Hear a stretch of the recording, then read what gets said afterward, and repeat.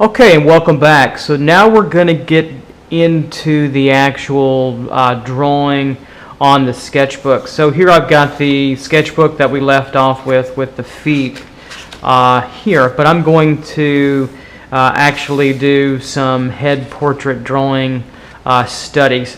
So I've got the sketchbook here. We talked about the paper, and for this first example I'm going to use the Pitt pens. I'm going to use the Sanguine, which is on here right now, and we'll make some marks in through here. And this is the smaller one. It works well for these half-size pages, I think, so this is a smaller nib, but you can use whatever really makes you feel comfortable.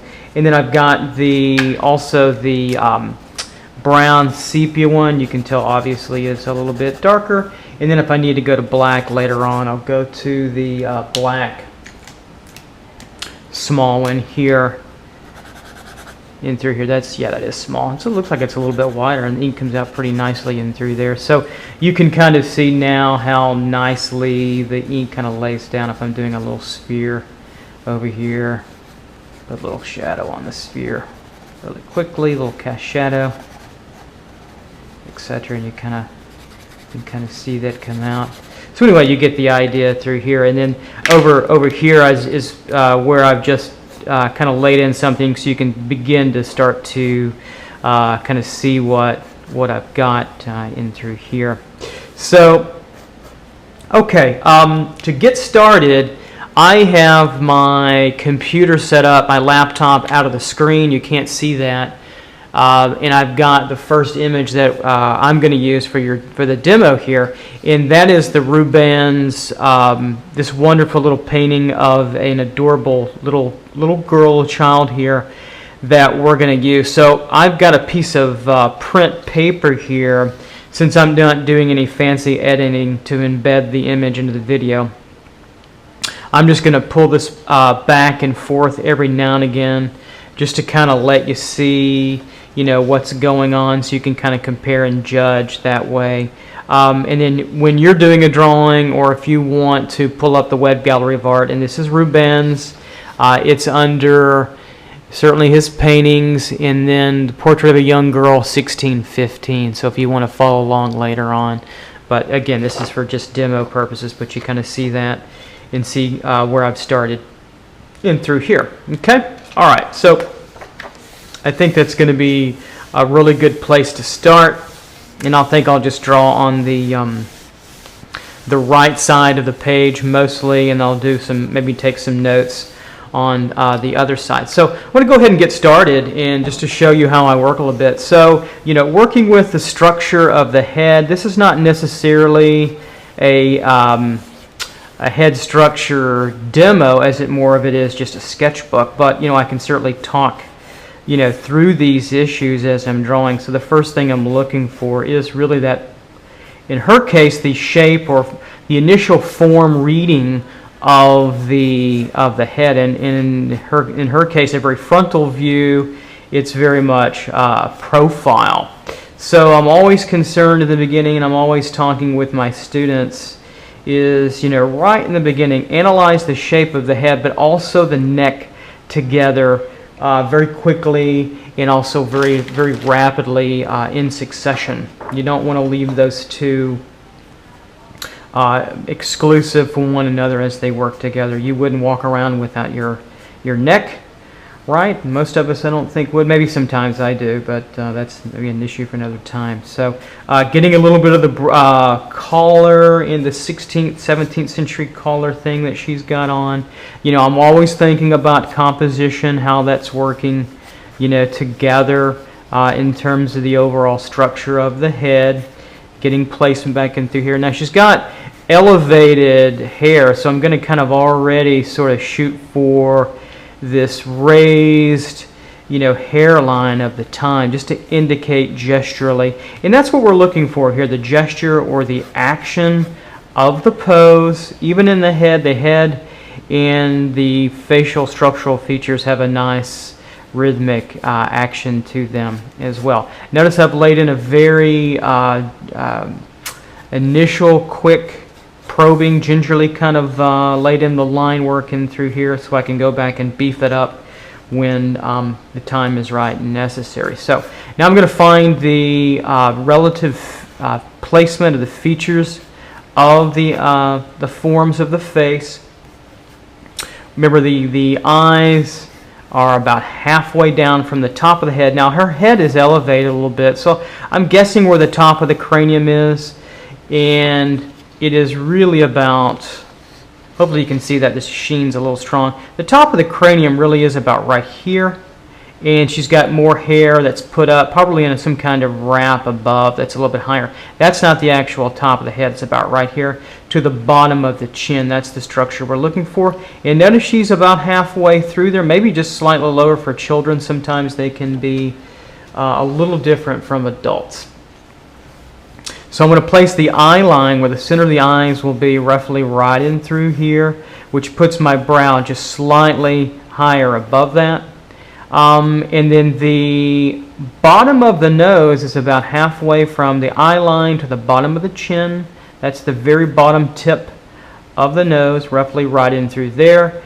And then from that point to the bottom of the chin, I can roughly point out where the bottom of the lip, the bottom of the bottom lip, actually falls in, about right in through there. And then, of course, we have the chin in through there. So that starts to give me a relative place to find information to locate and to now start to get into the beef of the drawing and the particulars of the drawing too as well. So what I'm doing now is I'm also getting kind of the shape and format of the plane of the head when it turns away. So when you're looking at this head over through here, and we'll bring down the neck of it in through here like such. The overall plane of the head starts to do, this from the eye down to the chin, cheek down to the chin and through here, and we can just tone this to the side so this turns across this way and then goes back in space that way when we're looking at the head and head structure. So. Okay, I'll keep on going through here. And I'm looking for shadow placement. This will help me a little bit, and I'll start to block in some of that hair tone. Shadow in through there, up around the cranium. On the side plane here on the left. This can be done in museums, especially in London. If you're ever in London, there's lots of opportunity there with the museum system that they have. They're mostly free, and there are just many students of all ages coming in to draw and to do studies from masterworks in many of the museums, which was nice to see. Sometimes it's a little bit hard in the States, in America, maybe in Paris too, I don't know. But the British system seems to be the easiest system to utilize for students. So kudos to our British antecedents, their neighbors, our forefathers. Okay, so blocking in, shadow toning through here. And I'm using mostly a kind of hatching mark. And this will indicate side plane of the head or hair, but then also maybe the background tone later on. So I'm kind of hitting on the brow a little bit in through here. Wrap of the hair through here. Now we're getting into a little bit more of just a general sense of tone of the face, side plane of the cheek placement in through here.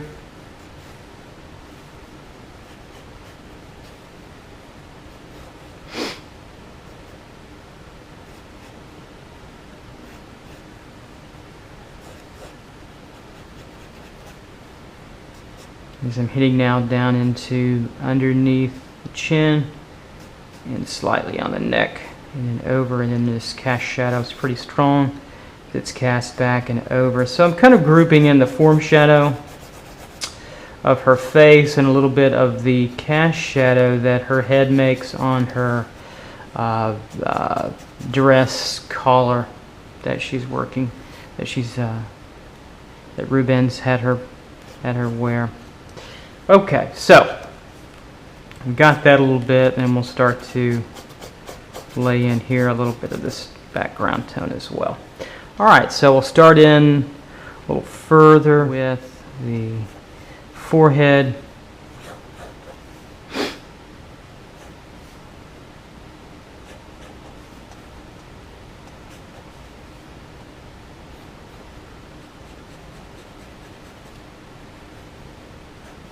And I'm going to start in now generally with the nose. I often, it seems the way things go when I draw more academically, I tend to start with the nose as it comes up through this brow area in the socket of the nostril. Nose socket I tend to start there and then work my way down the shaft of the nose itself into the cartilage. There's about 3 different parts. This ending cranial bone in through here, and then the shaft of cartilage, and then down through the bottom of the nose where the bulbous part of her nose is, right in through here. So I'm thinking about, structure in a loose gestural way. Again, it's a sketch. I'm not looking to do, a fine rendering. And then, looking at the photo, is you notice here that it's darker. You've got the inside nostril and then the shadow shapes in through here. I'm going to group all those together when I draw and block those in. It really expedites your drawing.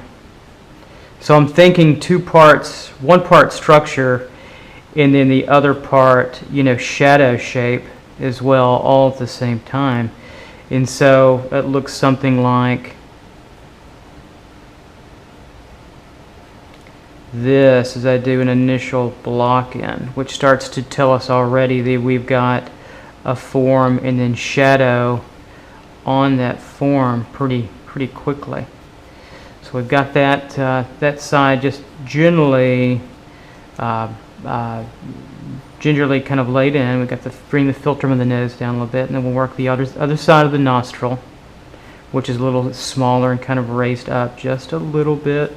There's rarely absolute symmetry on any model, any form, unless there happen to be a supermodel. That's what makes them kind of, I guess, freakishly attractive or beautiful, is because they have a high degree of symmetry. But most of us, starting with me, don't have quite that much symmetry. Doesn't mean we're all Picassos, but I think you get the idea. So this girl is nothing but adorable. Okay, so you can see where I blocked in the shadow of the nose and through here, and I could go back and render the philtrum out, or the nostrils out a little bit later. So I'm getting a feel for that, and then I'm going to bring down her philtrum here of the nose, and I'm just kind of following the shadow shape. That's like a little trough that works its way down from the nose to the mouth. And so I'll start to get a little bit more of the cheek placement in through here, this kind of almost a sort of bubblegum round, rosy cheeked sweet girl through here.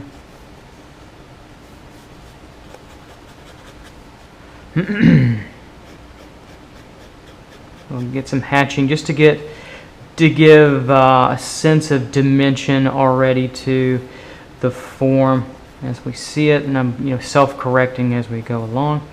Then I may come back here on the other side and start to give a little bit more sense to dimension of the other side of the head of the figure. Now the ear pops up a little bit through here, just slightly. And generally the ear line is generally from brow to bottom of the nose. She's a little bit smaller. It's a good place to start, but she's about right in through here. And I won't do much, if anything, beyond just these initial little indications of where the ear is, because it's all in shadow. You want to keep less detail in the shadow and much more information in the light. The light is where we want to look and read into, and so the shadow is a secondary player in that it allows us to see the light more fully. So if everything was rendered in light, it would be really bleached and we wouldn't have a good deal of a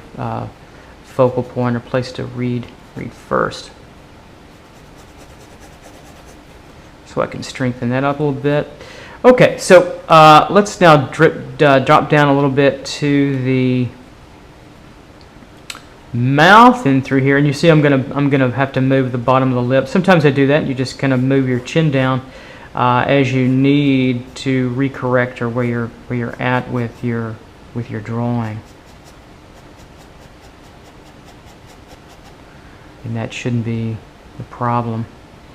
You're always in self-analysis. So the initial lay-in gesture of the lip and through here, very heart-shaped. Very beautiful childlike lips, and through here, very arched. So we have a gesture with a sort of half smile, little smirk, just very lovely. We have the cheek form bulging in through here, very chubby kind of round cheeks that are pushing in through the here that muscle tends to pull in through there. And so what I do, when I'm sketching, this is very, very loose. Even when I'm drawing more academically for a more finished approach, I'll go ahead and gesture these forms in and get a flow and direction like this, and then up through kind of a final ending as the mouth, the top of the lip folds back into the head a little bit and then falls underneath the cheek and out. You get that kind of that sort of S-shaped smirkiness that happens in through here.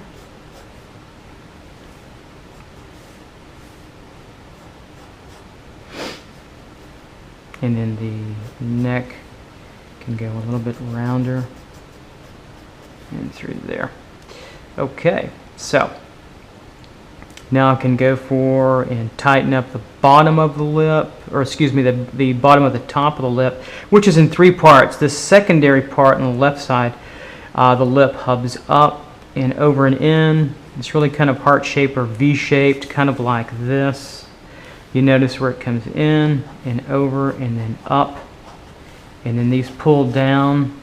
This pulls down and over, and then this little hub in through here is its own little area of lip. So there's one part there, and then you have really three parts, and then the bottom part tucks underneath like that. So it's kind of like, this is very sausagey, very lush and full. And then so is this little middle section, and then the two ends kind of flange out almost like bird wings, and you have really four distinct sections of the lips. Almost everybody, and some lips are more pronounced as well as others are a little thinner, but they all still have that in their various wonderful degrees of difference and diversity. So we have the lip tucking underneath.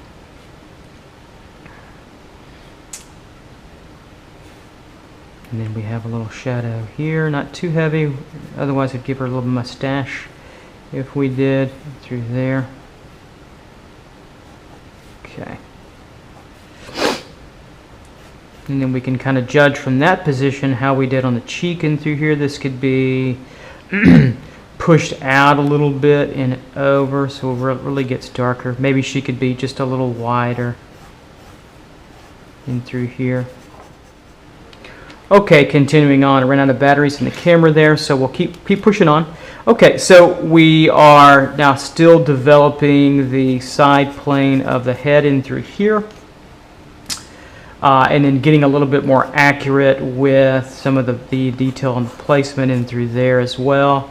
And I'll come back in here and kind of soften in on the neck and through here, and down below where the end of that shadow tone cast shadow fills in through there. Okay, so now the bottom of the lip again is that kind of bottom sort of sausagey feel in through there, and it really tucks underneath the top lip about right in through here. And then I really feel, think of it as this kind of the side plane of a cylinder or a sausage, so I get the shape of it. in through here.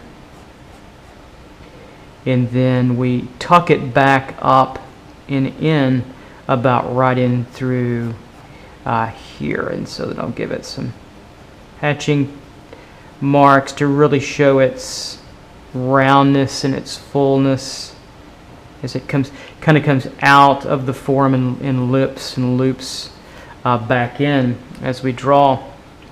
Okay, and now I can go for the side right underneath the lip, that little area that needs to be kind of cylindrical and hatched. The whole mouth area is kind of like a muzzle or a ball shape as it fits into the skull. It's like a tennis ball up in this area, which is really round. So everything is kind of on a round, sort of plane, like a sphere or globe that goes back into the skeletal cavity, which can be really interesting when you think about it, about your whole head there.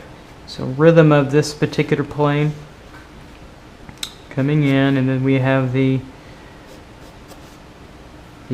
side of the neck and through here. So we're working with the bottom of the chin, which can be deceptive because there's an actual bottom and then there's really the start of some of the cast shadow down in through there.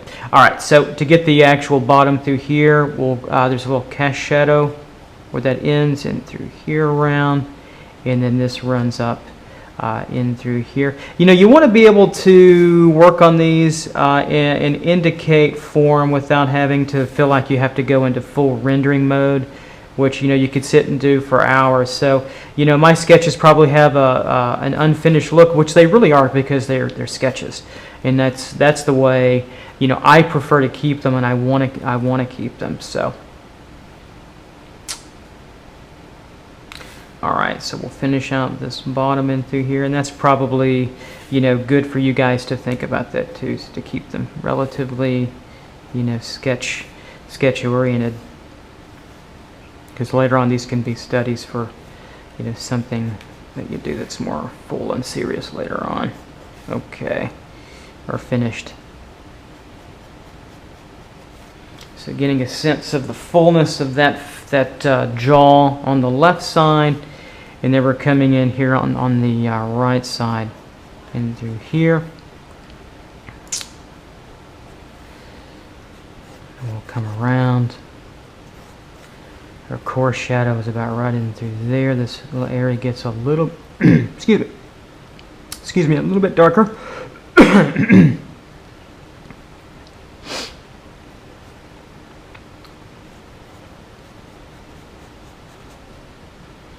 So we can go a little bit darker through here.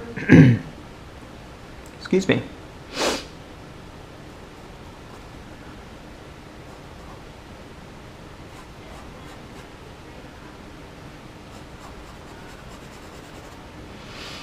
Okay, getting that core shadow through in here. Later on I can take a sanguine or brown tone or black tone and darkening that core shadow. I'll show you that here in a minute. But we'll pinch this cheek in through here, where the eye orbit, the actual end of the skull eye socket, ends about right in through here.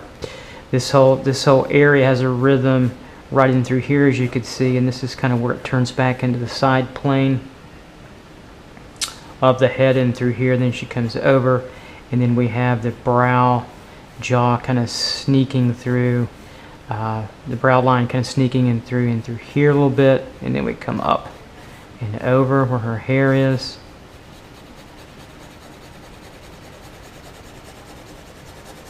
And we'll tone that back a little bit more, keep her through here. Alright, so we kind of down in here through the cheekbone.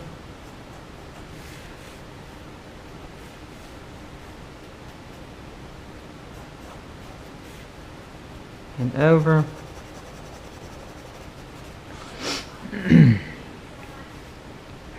And with the nose, we now have, I'm going to work on the side plane of this nose. The nose does not jam into the eye, but you see that this, where the shadow is of our image here, you can see where this side plane of the nose really moves back towards the head. Then we have more space in the actual eye, with the eyeball starting about right in through here and moving around. So that's what I'm looking for, is this plane of the nose in through here.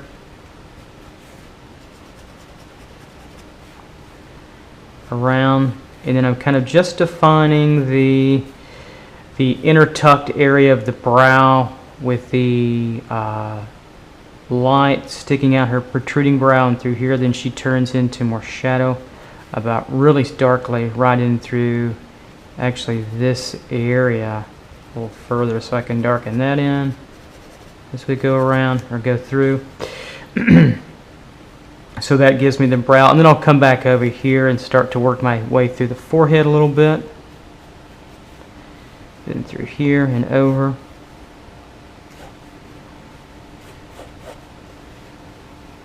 And curve that hair in. And again, this can be pretty gestural, pretty loose. I never go for exactitude here. In a sketch, I get a good gestural feel for that movement and rhythm that comes across. It's tucked back in through, and then it comes over and out, and then over and through that way. I mean, she really has her hair up pretty high. And then this darken through here of our image, you can see this really anchors the side of the head in contrast nicely against the highlight of the forehead, which is really kind of the first focal point. It's a very frontal to the top left area of lighting in through there. So I'll tone that back just a little bit more to show you that, and on through to the hair, and we'll get the this little curl, little extra part of the hair coming through. And I'll just hatch that through as well. I use mostly hatching. Sometimes I use a little cross hatching as well. I'm not as big of a fan for myself using cross hatching, but I certainly don't mind anybody who wants to use it effectively, for sure. And so now I'll come back and get a little bit more of the side plane of this nose. I'm just looking for shape of the shadow, and then I'll start to tone in that shadow with a few hatched lines, and it starts to read pretty well in through there. Okay, and then I'll come in through here, and then I'll work the other brow, which is about right in through here. Then I get the gesture of the brow roughly through here and over, and then I can modify where her side plane of her forehead ends. This is going to come in just a little bit more and through here. So you're always in a state of analysis and correction as you're working on an image. This pulls in just a little bit further and down a little bit. We're still dealing with a child's head, so the proportions are a little bit skewed. She's a little bit larger head at the top, especially, still developing physically. Okay, so we have that, and we come down, pull into this cheek a little bit, which later on we can darken, soften.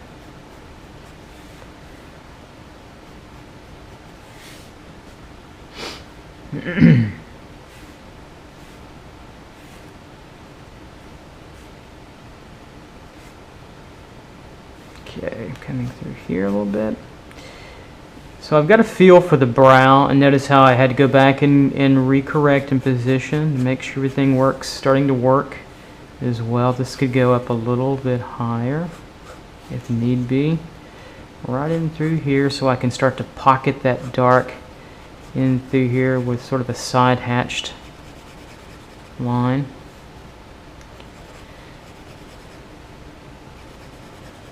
Right in through there.